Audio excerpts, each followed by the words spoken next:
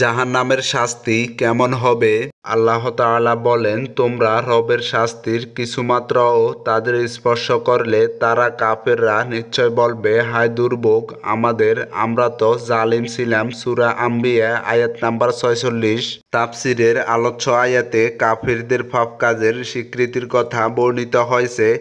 আর আল্লাহ ও তার রাসূলের প্রতি অবিশ্বাস সবচেয়ে বড় পাপ কাজ। জাহান্নামে কঠিন শাস্তি অবিশ্বাসীদের সামান্য স্পর্শ করলে তারা অনুতপ্ত হবে এবং সাহায্যের জন্য চিৎকার করবে, কিন্তু তা কোনো কাজে দিবে না।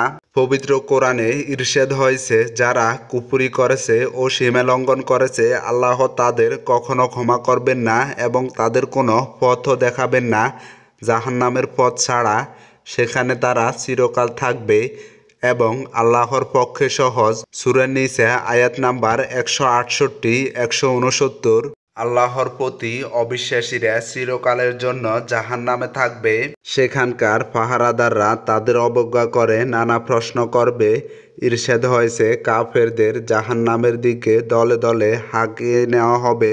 যখন তারা জাহান্নামে উপস্থিত হবে তখন এর প্রবেশপথগুলো খুলে দেওয়া হবে এবং জাহান্নামের রক্ষীরা তাদের বলবে, তোমাদের কাছে কি তোমাদের থেকে রাসূল আসেনি যারা তোমাদের রবের আয়াত পাঠ করত এবং এই দিনের সাক্ষাৎ সম্পর্কে তোমাদের সতর্ক করত?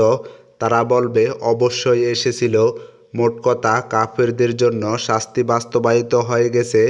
সূরা জুমার আয়াত নাম্বার 71। রাসূলুল্লাহ সাল্লাল্লাহু আলাইহি ওয়াসাল্লাম বলেন, কিয়ামতের দিন এক জাহান্নামবাসীর এক ব্যক্তিকে জিজ্ঞাসা করা হবে, তুমি দুনিয়ার সব সম্পদের মালিক হলে কি তা মুক্তিপণ হিসেবে ব্যয় করবে? সে বলবে, হে আমার রব, আমি তা করব। আল্লাহ বললেন, হে আমার বান্দা, তুমি মিথ্যা বলছ।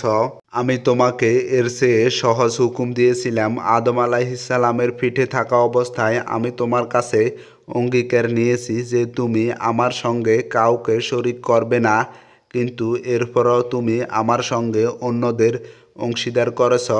সহিহ বুখারী হাদিস নাম্বার 3336। জাহান্নামে কাফিররা মাথা নিচু করে চলবে। তাদের শ্রবণ শক্তি ও দৃষ্টি শক্তি কেড়ে নেওয়া হবে। তাদের চেহারা থাকবে কালিমাযুক্ত।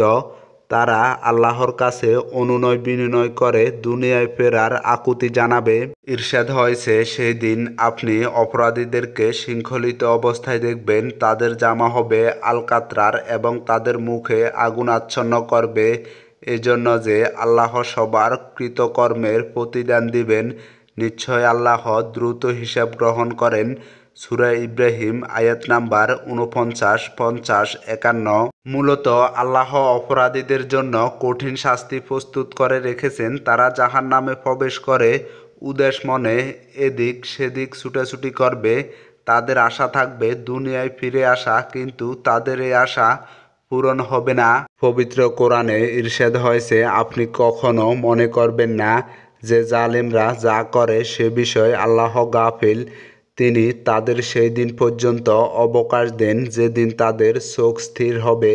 ভীত মনে আকাশের দিকে চেয়ে তারা ছুটাছুটি করবে।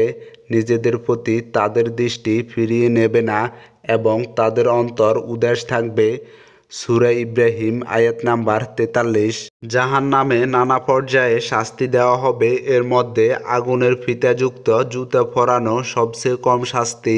রাসূলুল্লাহ সাল্লাল্লাহু আলাইহি ওয়াসাল্লাম বলেন, জাহান্নামে যাকে সবচেয়ে কম শাস্তি দেওয়া হবে তাকে জাহান্নামের দুটি জুতা পরানো হবে, যার দুই ফিতা হবে আগুনের। এর উত্তাপে মাথার মগজ টগবগ করতে থাকবে ড্যাগের ফুটন্ত পানির মতো। সে মনে করবে তাকে সবচেয়ে বেশি শাস্তি দেওয়া হচ্ছে, মূলত তাকে সবচেয়ে কম শাস্তি দেওয়া হচ্ছে। সহিহ মুসলিম হাদিস নাম্বার 213।